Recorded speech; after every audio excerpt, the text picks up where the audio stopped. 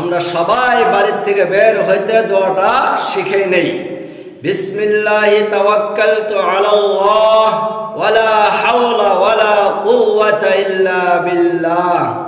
আনাস রাদিয়াল্লাহু তাআলা আনহু বলেন, রাসূলুল্লাহ সাল্লাল্লাহু আলাইহি সাল্লাম বলেছেন, যে ব্যক্তি তার বাড়ি থেকে বের হওয়ার সময় এই কথাগুলা বলবে তাকে আল্লাহর পক্ষ থেকে বলা হবে, তোমার আর কোনো চিন্তা নেই, তোমার সকল দায়িত্ব গ্রহণ করা হলো, তোমার সঠিক পথ দেখানো হলো এবং তোমাকে হেফাজত করা হলো, আর শয়তান তার থেকে দূরে চলে যায়।